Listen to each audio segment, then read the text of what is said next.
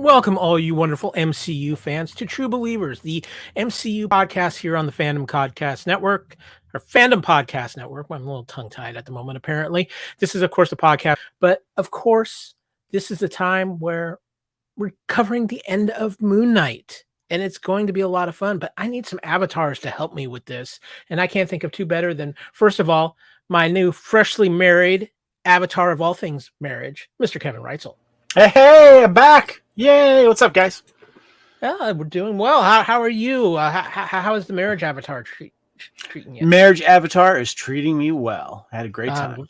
I'm glad to hear it. And of course, if we're going to be talking Moon Knight, that means we have to bring, of course, in our ultimate expert on all things Khonshu, Mr. Cat Ceder. Woohoo! What's going on, guys? Dude, seems like I saw you in Vegas, man. Is that what it was? I wasn't sure. Thought maybe it might have been an astral plane for all I know. Thank you so much for standing in as my best man avatar. Appreciate that. Oh, yeah. Well, I suit up nice. Yeah, you look good, man. You look like Mr. Knight. It was awesome. Now, Kevin, I'm a little disappointed because while you were away, I heard the podcast.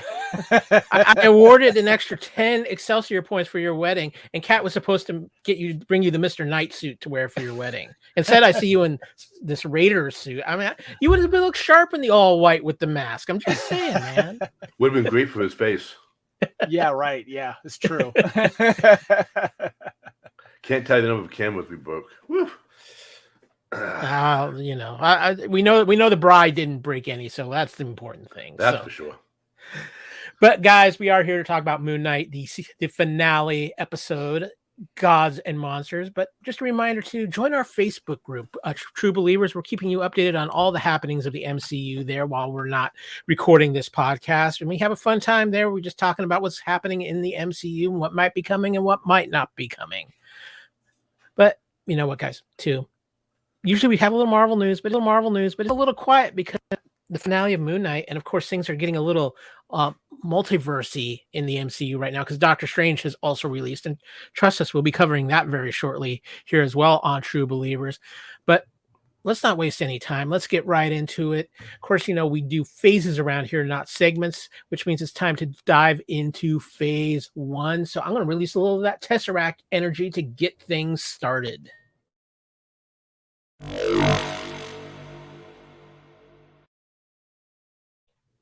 And of course, phase 1 is where we talk about the plot and our instant reactions of the episode. Kevin, you've been married, you're recharged, everything good to go. Had a little time in Vegas. I won't ask you what happened because it stays in Vegas. But would you mind letting us in on what happened in Gods and Monsters, episode 6 of Moon Knight? I would be delighted to. Layla receives a message from Taweret. How do you say that? Taweret? I think Taweret. Taweret. She receives a message from Taweret telling her to find and release Khonshu so he can revive Spectre. Harrow uses Amit's power to slaughter the other Egyptian god avatars before releasing Amit, who chooses him to be her new avatar, while Layla finds Khonshu's Ushhabiti, I know I'm not doing that right, and releases him. Layla refuses to become Khonshu's new avatar, so he confronts Amit alone, but is overpowered. Meanwhile, Spectre refuses to stay in the field of reeds alone and chooses to return to the Duat and rescue Grant instead. With Tawaret's help, they escape through the gates of Osiris and awaken back in their body. Khonshu senses their return and bonds with them again, healing their body and restoring their powers. Layla discovers that Amit can be defeated if several gods' avatars bind Amit into a mortal body so she can temporarily bond with Taweret. Harrow, Amit, and their followers begin judging everyone in Cairo until Spectre, Grant, Layla, and Khonshu arrive to engage them in battle. Harrow overpowers Spectre and Grant and almost kills them until they both black out and reawaken to find that they have somehow brutally defeated him.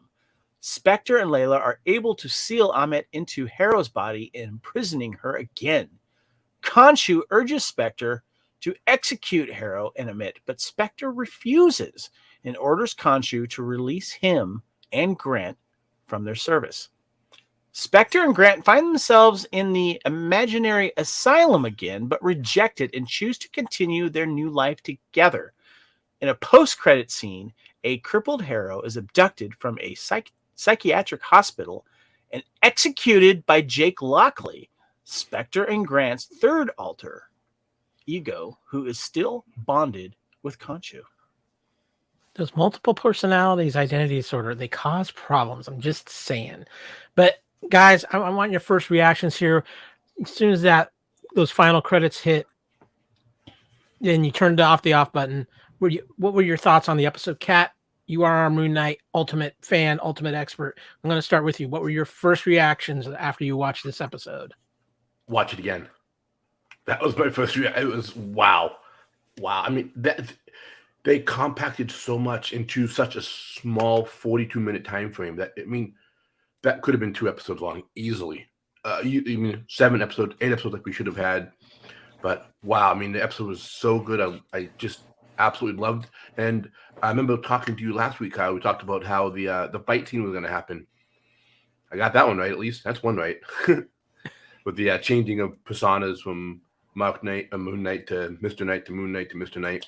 But yeah, I watched it again immediately, and I've watched it 2 more times since then. It's just an overpowering episode. Just everything was so yum. Kat loved it, Kevin. That's very obvious. What about you? What were your reactions after watching this episode of the finale of Moon Knight? Let's put it that way. We'll talk more about that in a bit. Well, I haven't talked about the last 2 episodes with you guys because of the time off I took off to get married and such. So I just want to kind of lead into the last episode, Gods and Monsters, and just kind of go back real quick. The Tomb I liked because it was very kind of Indiana Jonesy, kind of mummy-ish, and I liked that kind of setting, and with Layla kind of finding her way and handling business as much as she could. I like the scene between her and Harrow. I thought that was good. Asylum, I struggled to get through when I first watched it because I was tired at the time, and I started to fall asleep.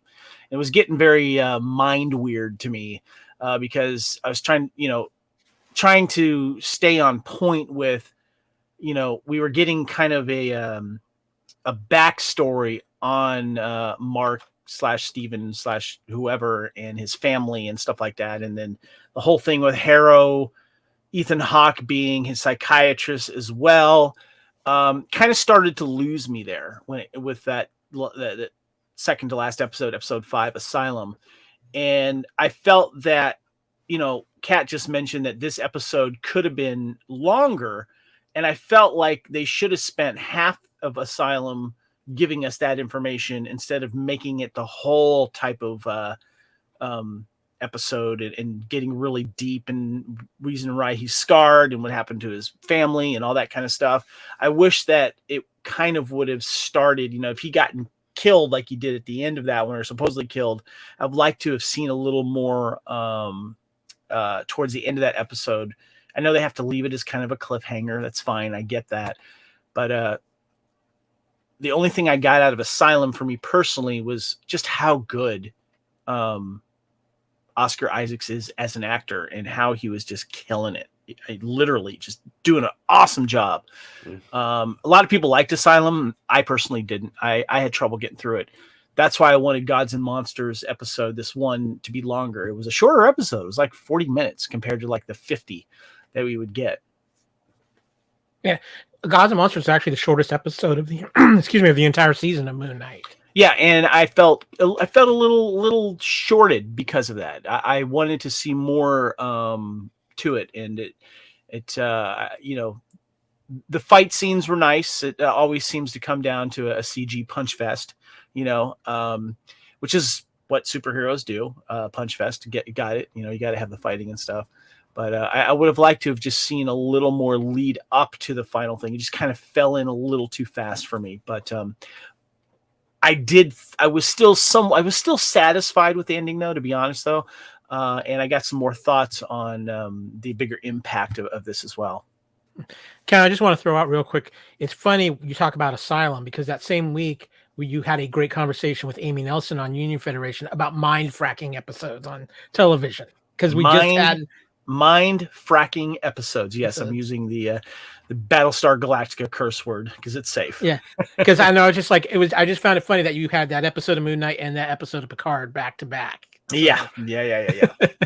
A little mind. I'm not an episode of that TV trope. I'm sorry. I'm not a fan of that TV episode trope. It's just done too much. Yeah. For me, there were some things I really liked about this episode. I thought how they played up the kind of coming together of Steven and Mark, and how that played out with them in the fight, switching between things, and how Steven came up with negotiating with Khonshu and things like that. But there's something I want to ask you guys both here, because it was a big thing that stood out in my first reactions. Did you find it frustrating that basically everything was resolved through a blackout? Mark blacks out in the middle of the fight with Harrow. He comes to, everything's wiped out. We have what we now know as a Jake Lockley moment, but we didn't see any of that. To me, it kind of felt like, oh, here's a way that we can cut some corners, save some money, and not have this big fight scene. Kevin, I'm going to start with you on this. Yeah, that would have been the bigger payoff, because that has been teased all through this series, where he just shows up and he's got bloody hands and everyone's dead. And now we know that was the Lockley guy, that being the more violent of the three of them thus far. And I think that would have been a better payoff, where all of a sudden you see Lockley present himself and just beat the you-know-what out of him. And I don't want to hear, oh, it's the Disney censors. No. Especially after seeing Doctor Strange right now. I'm not buying that right now. I think that they were trying to save it for the very end to say, yes, there is a third one, blah, blah, blah. But I think it would have been great if all of a sudden he did didn't you say he had like a Chicago accent, Cat, or something? If he had a New York cabbie. New York cabbie accent, that would have been a better payoff. What do you think, Cat? I totally agree. The first time was okay to give us that, like, oh, is there something else here? But being fans, we already knew there was. But the last episode, the blackout should have just been, like you said, the eye rolling back, turning into Jake as like a good sneer, and then watching him beat the holy living heck out of everybody else, and then black back into like Spectre or Steven with the axe over his head, getting ready to kill him. That would, but yeah, again, 42 minutes. How much can they really show? And like you said, Kevin, they want to save that for like, here he is. Like, great. When's season 2 coming out? Yeah.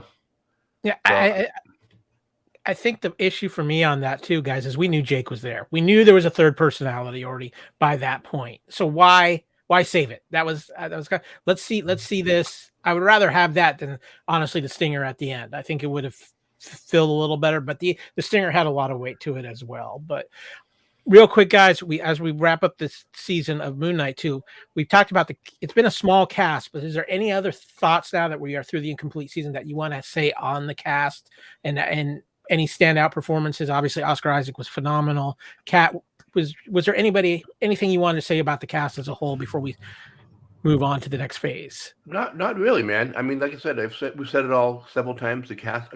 I wasn't a fan of Oscar Isaacs. Now I am a fan of Oscar Isaacs. The woman who played Layla did an amazing job. Ethan did an amazing job, and even the sub characters that we see here and there, they all did their little parts. It just made it all sort of tie together. So I think everyone did a great job for what they did. And again, now I'm a fan of Oscar Isaacs. I blame Kevin. Well, speaking of you, Kevin, any final thoughts on the cast as a whole? Is anything that you haven't said that you want to get a chance to say about the cast? Yeah, I heard an interview with the director, Mohammed Diab, on the Ringer Network. There was it Ringerverse, I think it was. Yeah, and I really enjoyed that interview because of his pride for working on this, this project, and being also an Egyptian cast. They're casting Egyptian people working on it, and stuff like that, and that. This is something that Egyptians really find a lot of pride in, and that he talked a little bit about how to do certain things, how they just made the decisions to keep Steven as Mr. Knight, and how they went with Spectre as Moon Knight, and there's certain reasons why they do that and why they waited on Jake Lockley, and it made sense to me. But the fact that there's a pride of that they have an Egyptian superhero, and that you see that with the little girl in this episode as well, and how important it is to Egyptian people, and I found that fascinating, and I think that's important for when we remember this series and remember the culture that is respected when it's done this and how it's done. I know what you're talking about too, Kevin, and it's phenomenal. Those are all amazing points, and yeah, I echo everything you said there. Just the respect and how the pride they had and what they did, and the cast was phenomenal. Like I said, Oscar Isaac. Every time I see him, he just goes up another level. Ethan Hawke is, I think, one of our actually underappreciated actors right now. I think because he's done some different things, people don't quite put him at the level he really is at, because he is absolutely phenomenal.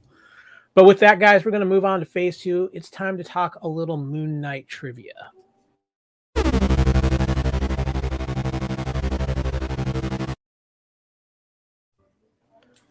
We've got a fun couple of pieces of trivia from this episode, some tying into the comics and just a couple of other interesting things. First and foremost, if you caught it in the final credit sequence, the white limousine reads Spectre, symbolizing that no matter what, Mark and no freedom. There'll be no freedom for Mark and Steven. Mark will always be the vehicle of vengeance for Khonshu.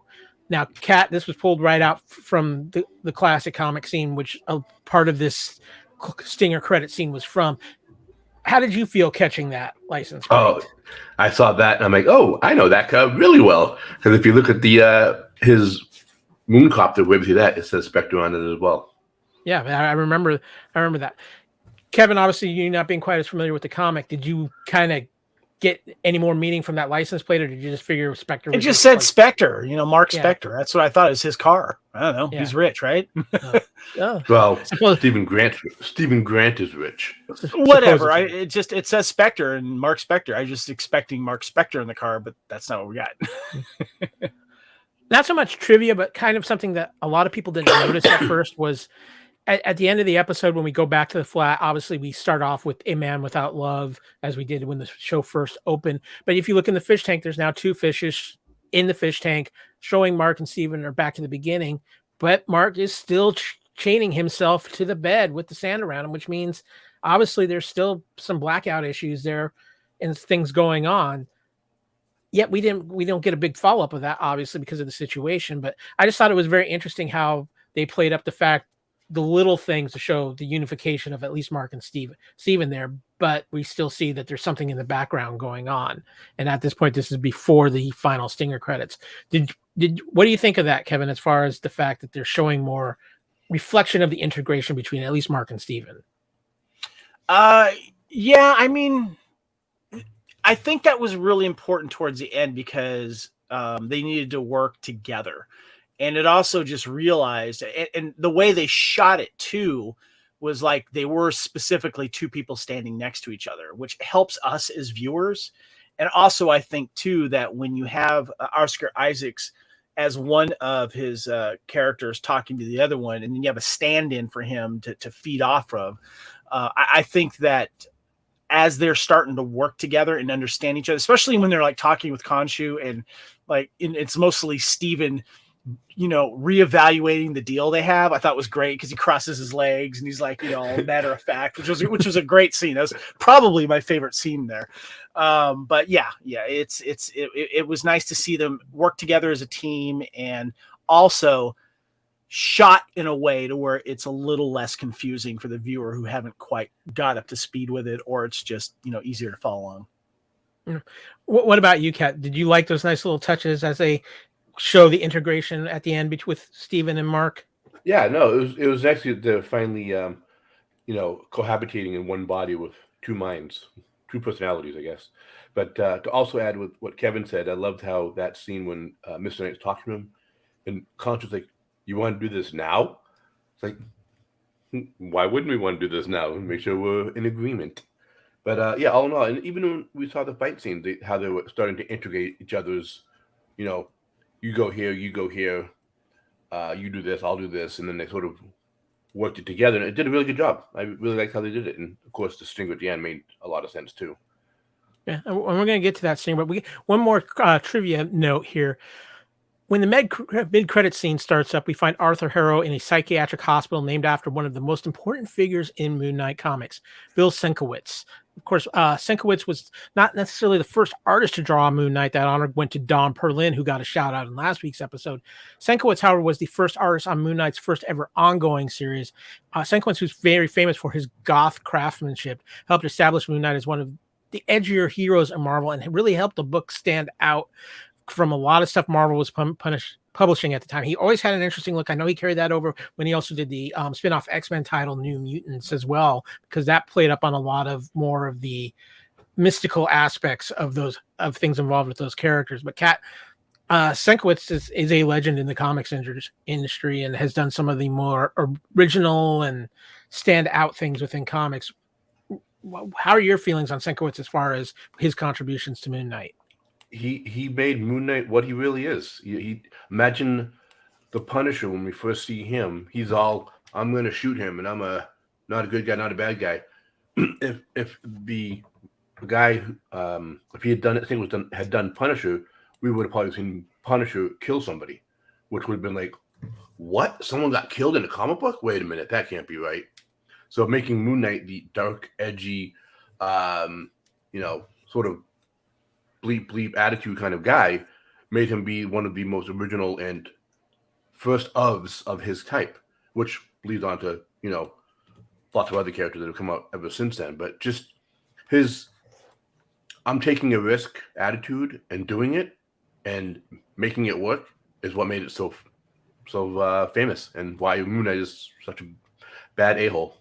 Yeah, Sienkiewicz is always a bit of an acquired taste, but Kevin, I know one thing that's always something you enjoy watching out is when the show pays tribute to where it came from.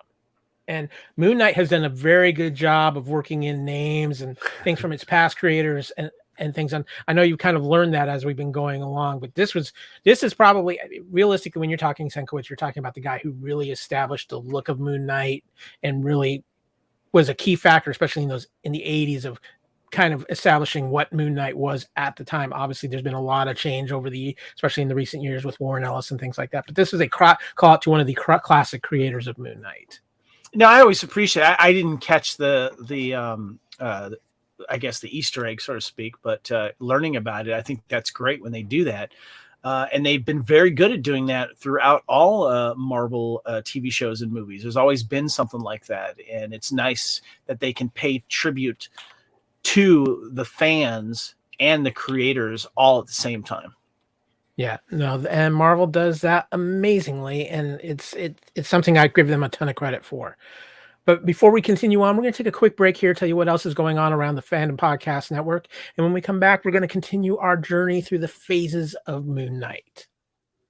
Thank you for listening. We hope you're enjoying this podcast. We'd like to continue to feed your ears by inviting you to listen to these other great shows on the Fandom Podcast Network. It starts with our flagship show, Culture Clash, discussing the latest in entertainment pop culture. Bloody Kings, Immortals Take Notice, our show covering the entire Highlander universe. Couch Potato Theaters, where we celebrate our favorite movies. Time Warp, the Fandom Flashback podcast discussing a year in movies and our favorite retro movie and TV pop culture topics. Good Evening, discussing all things Alfred Hitchcock. Union Federation, our Star Trek and Orville show. Hair Metal, the 80s and early 90s rock metal podcast. Type 40, our show covering the time-traveling Doctor Who universe with host Dan Hadley. Lethal Mullet, an 80s and 90s action film podcast with host Adam P. O'Brien. Also check out the Lethal Mullet Network for more great podcasts. What a Piece of Junk, a Star Wars podcast with hosts Scott, Derek, and Nathan. Making Treks, a Star Trek podcast, a deep dive into the final frontier with host Mark Newbold and Adam P. O'Brien.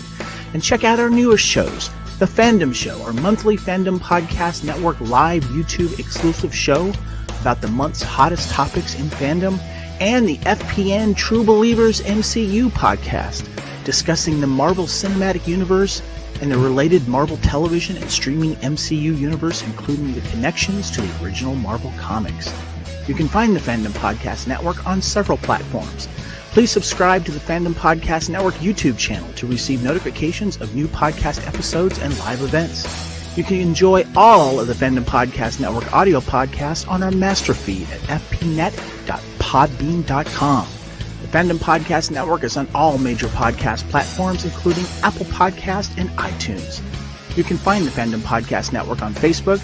You can email us at fandompodcastnetwork@gmail.com. You can also find the Fandom Podcast Network on Instagram at Fandom Podcast Network and on Twitter at FanPod Network. Thank you for listening, and remember, respect others and enjoy your fandom.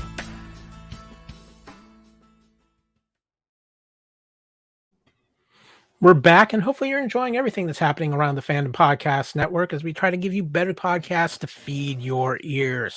But it is time once again to get back into all things Moon Knight, which means it's time to hit phase 3s.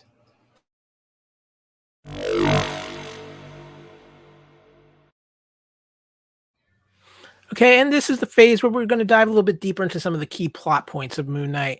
Guys, we talked a little bit about this when we're talking about the trivia, but one of the big things in this episode is the true unification of Mark and Steven and the Moon Knight and all working together as they make the deal with Khonshu, which Kevin, you were talking about earlier, how that was maybe your favorite scene in the entire episode, and how they make this deal with Khonshu to be released once Harrow and Ammit are defeated.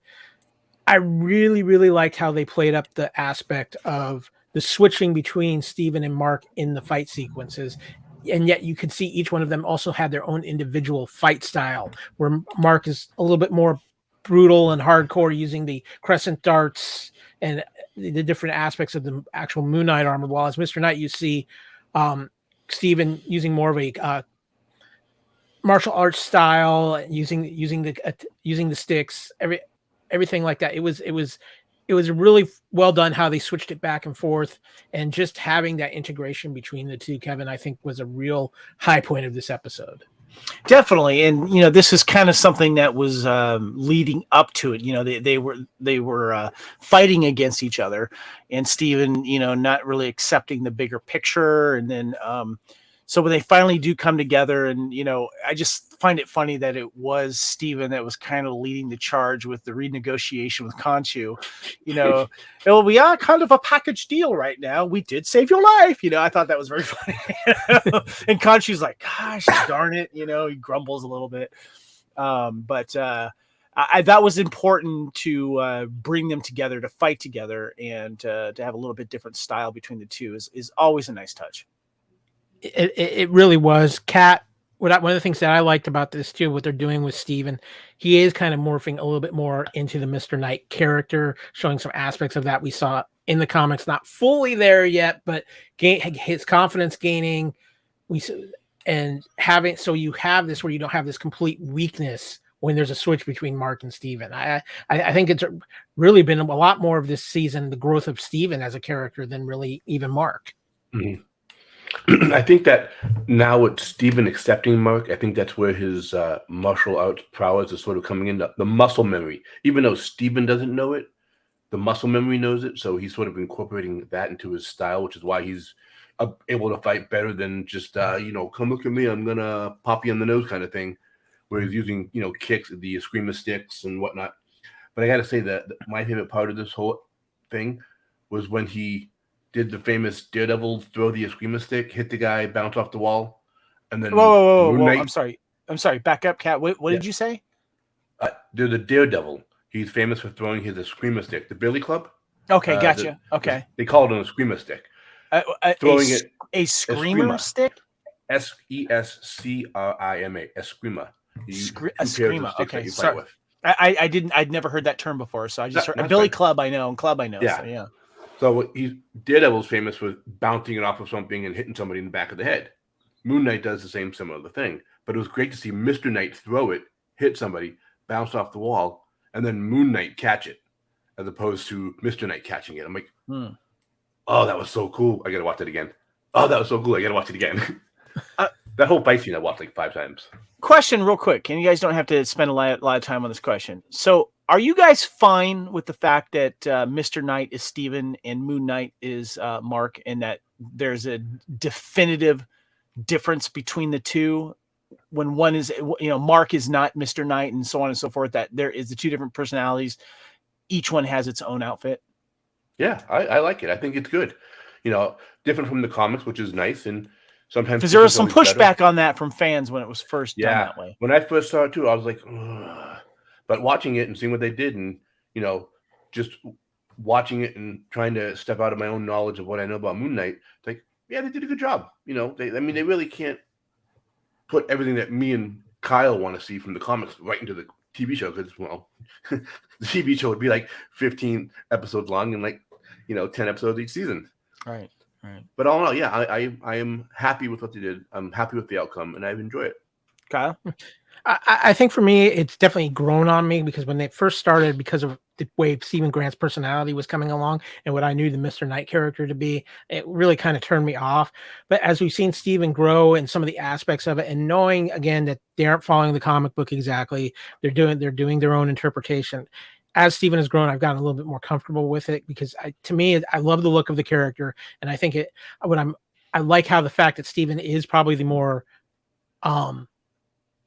logical thinker of the two and uses his mind more to get himself out of things, which is a reflection of Mr. Knight, because Mr. Knight was the detective smart personality side of Moon Knight as well. So that fits well. So I've been very happy with that. Speaking of heroes, though, we also got to see the birth of a new hero as Layla becomes Tourette's avatar, the Scarlet Scarab. I love the look of this, guys. I thought the costume looked sharp. I love the Layla character. I think it was a great fit to go this route on this. Kevin, what did you think of Layla as the Scarlet Scarab? The interview that I heard with Moab Diab, the director, he absolutely fell in love with this look. He loved the way that the character was able to use the wings to fly, but also to protect, and also as a weapon. And so that was really cool. And I liked it too. I thought it was great to finally see Layla jump into this thing. But in my opinion, my only problem with it is that this should have been introduced in the last episode, and that should have been the cliffhanger. That would have been a lot better. And then maybe her attend to Mark and resurrecting him. So we had a lot more of them being these awesome characters and leading up to it a little bit more. Just felt a little rushed, as I mentioned before, but nothing takes away from Layla and the actress May Calamway. She is just fantastic, and I found her when she's on the screen. I'm always curious what she's going to do next, because she's a great actress. I love the expressions in her face. I love it when she was first having to merge with the Avatar, and seeing her get a chance to do with it, and her character in her superhero outfit just worked great. Yeah.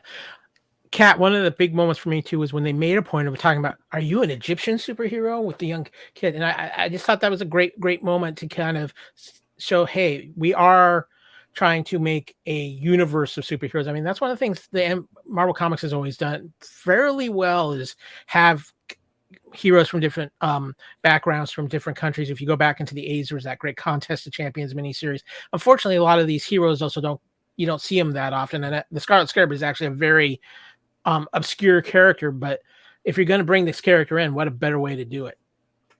Well, talk about obscure character. I mean, they've done a few obscure references, but yeah, no, she looked amazing. And that, like you said, that whole are you an Egyptian, and specifically asking Egyptian, was great, because, like you said, bringing in more of the diverse cultures. Like, we have one coming out in Doctor Strange.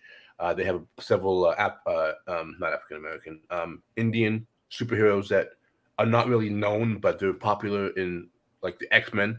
So it's good to see that they're starting to bring in more of this, and it's for everyone in the world, so they see more cultural diversity instead of, hey, look, it's Captain America. Where's the Hispanic version of that guy, or where's this character that's a Mexican superhero, or where now they have the Scarab. Yeah, she keeps that name. I think keep that, man. I think we're going to see her in a role in the MCU again. Oh yeah, guys. One of the weirdest things of this episode, and I just have to throw this out real quick, is I was not expecting a kaiju fight between Khonshu and Ammit. I was not ready for a Godzilla Kong throwdown. Did that just feel off to you, either of you? Kat, I'll start with you, because you're kind of laughing over there about it. I don't think they needed to do that. I think they could have kept them at regular size, people in costumes, or digitally enhanced. We didn't need a giant Godzilla fight, but it was funny. They could have made it a little shorter, maybe save some time for other more important things that we could have seen or needed to see, or for those of us who don't understand it as well as we do, wanted to see. But yeah, the Godzilla fight scenes could have been one scene and then we're done.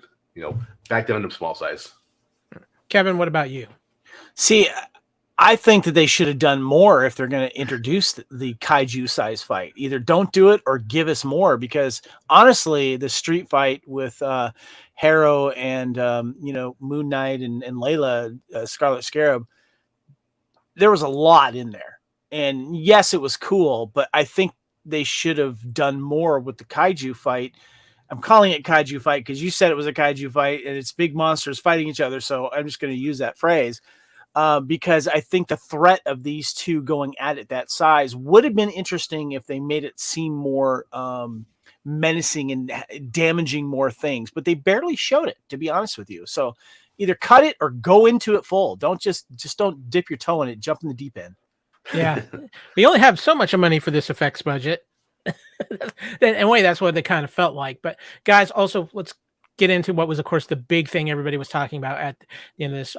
We get to the end of the episode. Mark and Steven feel like they've gone back to our normal life, thinking they are free of Khonshu. However, we get this post-credit scene, which teases Jake Lockley as we see him get Harrow out of this psych ward, pulls him into the limousine, a classic scene right from the comics, turns around, and it turns out Khonshu's got the avatar he wanted all along, and Jake Lockley, as Jake kills Harrow, of course, with Amit trapped in there, so basically taking Amit off the board.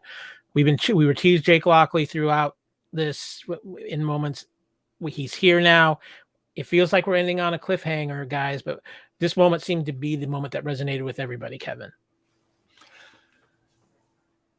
What do you mean by resonate? Sometimes it was a WTF moment there, Well, but it was. Let me put it this way: it was the one that had everybody talking either one way or the other.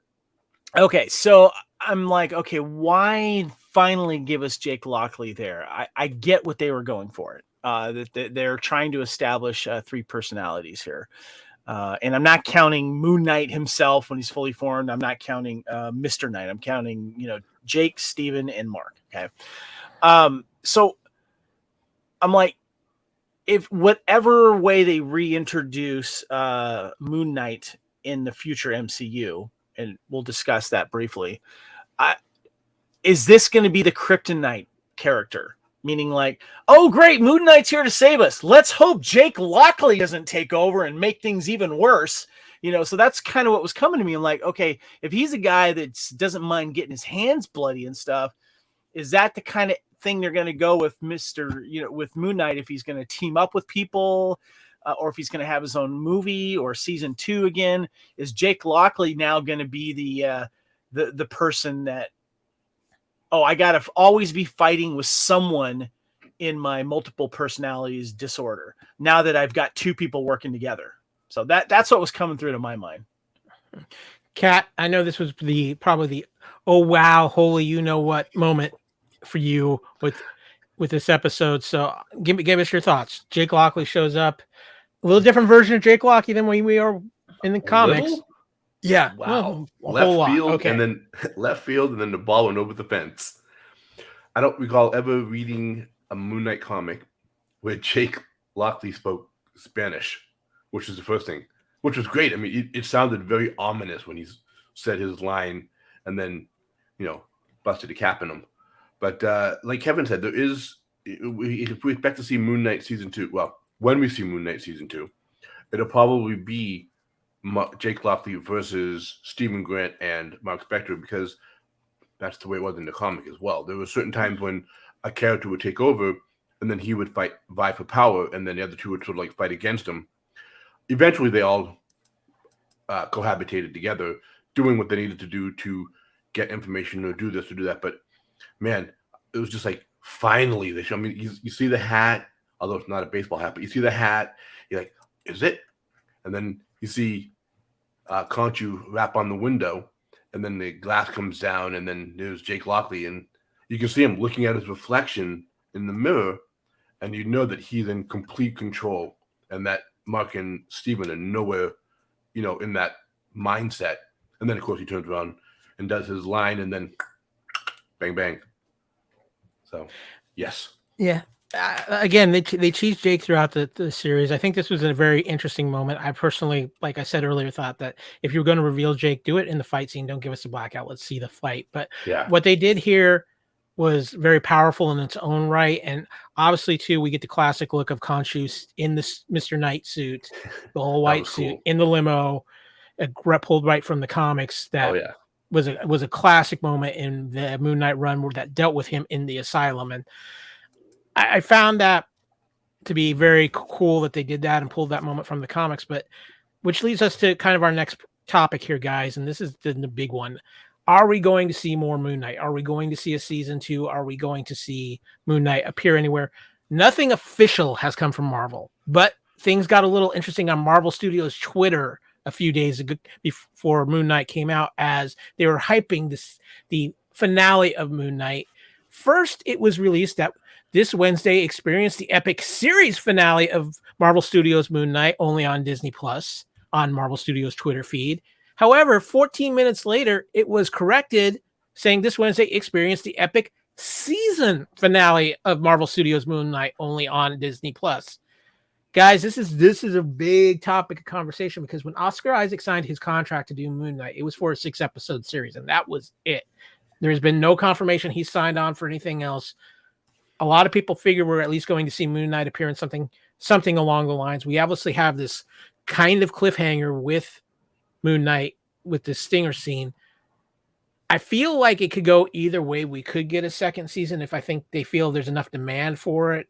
It could be that we just see Moon Knight pop up here and there. There's a couple obvious places where that could happen, including the 2022 Marvel Halloween special where they're hinting Werewolf by Night, which is a very key component in Moon Knight. Obviously, as they're growing more in the direction of supernatural things with Marvel too, we could see Moon Knight involved in that.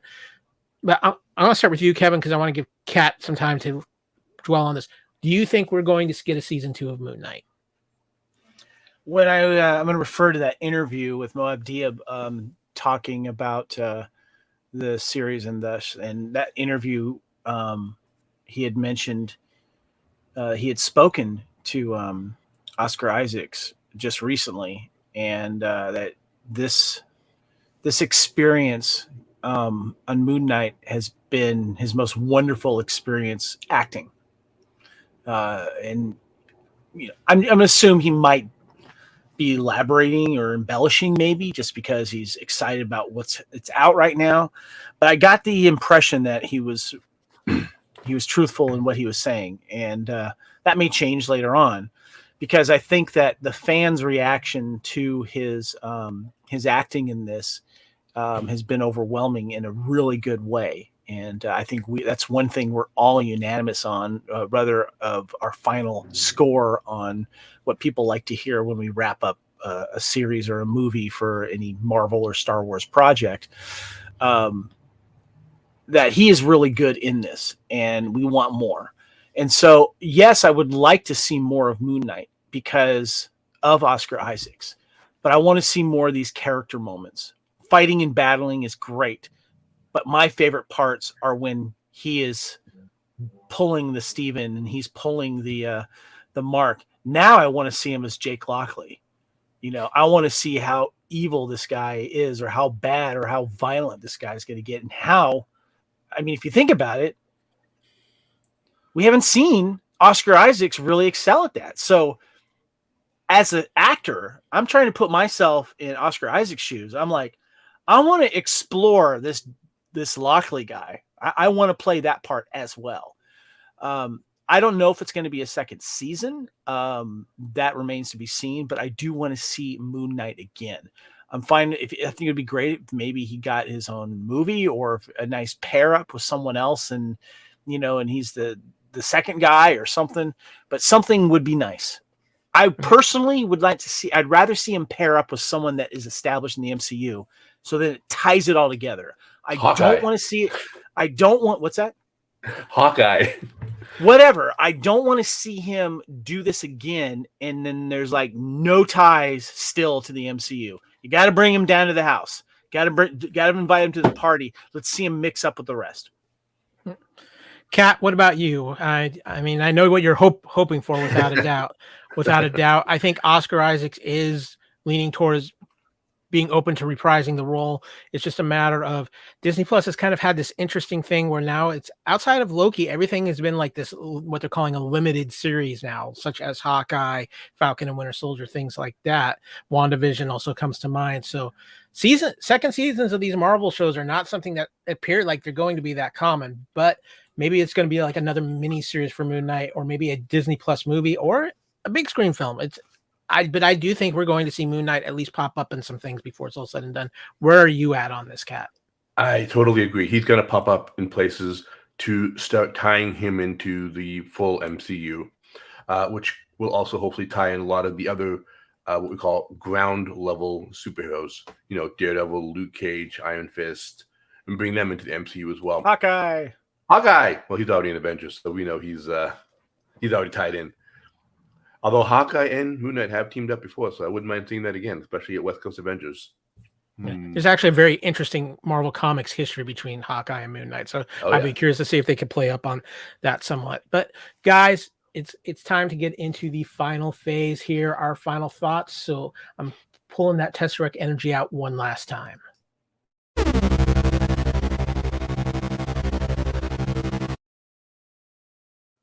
Gentlemen, as we can look to wrap things up here, we have now had our full ride of the Moon Knight experience, all 6 episodes. I think, personally, for me, one of the most unique things Marvel has ever done, and it's something that I'm seeing as starting to be more of a trend, Marvel trying to do some different things. I enjoyed it. I think they took some risks, and for the most part, most of those risks paid off. There's a few things, personally, I would have liked to see some different directions on. But, guys, as we get ready to wrap up this episode of True Believers, give me your final thoughts on the season as a whole of Moon Knight. Kevin, I'm going to start with you on this. Jump to the chase here. I'm going to give it a 7 out of 10 if we're going to rate it that way. Above average, definitely not quite up there like 8, 9, or 10. Rewatchability, maybe certain episodes. I'll pass the Asylum one, and maybe touch on a few more personally. I'd like to actually go back and watch episode 1 again and look for the little clues and hints and stuff like that. But to me, Oscar Isaacs is the big winner here. And I find that fascinating because I'd rather see him more as his different characters and doing their thing, you know, talking and getting to know each other and working with people. I find that the more fascinating part. It's nice to see them get in the suits. That's fine. Make it happen. But let's see him. Let's see him as Lockley soon. But overall, I thought it was. I liked it better than I thought that I would. But I had lower expectations because I didn't want to go into it like I did with Doctor Strange. Understood. Kat, we know, first of all, thank you for being on this run for the entire run of Moon Knight. We know what a big fan you are. Here. Yes. It was a priority to get you on for this because nobody knows Moon Knight better than you as far as we're concerned, outside maybe the writers themselves. But I even wonder how well they know Moon Knight at this point with all the changes they've done.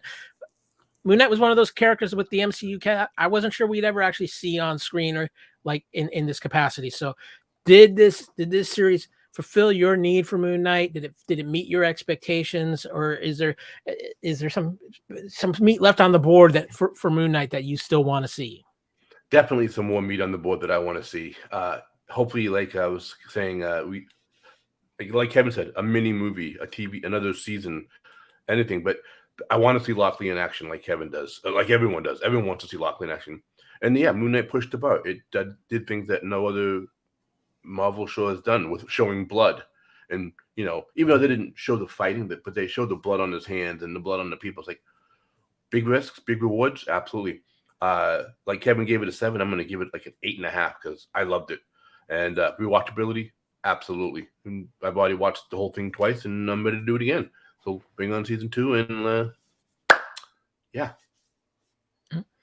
I think for me, I'm going to give it a scale out of 10. I'm going to give it about a 7.5. I think there's some really fun rewatchable episodes in this. I think Tomb is going to be a great rewatchable episode.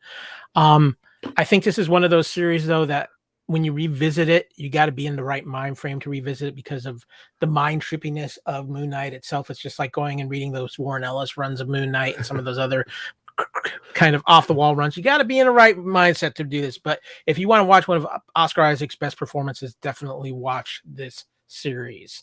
Guys, it's been a great ride covering all the phases of the Moon with Khonshu, Mark Spector, Stephen Grant, and of course you, Kevin, and you, Kat. True Believers is covering all things MCU, and we got some fun stuff coming up, including Doctor Strange and the Multiverse of Madness. So as we get ready to wrap things up and close things out, of course, a quick reminder, you can find the Fandom Podcast Network on our master feed at fpnet.podbean.com. Visit our YouTube channel. We've got all kinds of great live things going on there and the videos of all of our wonderful podcasts.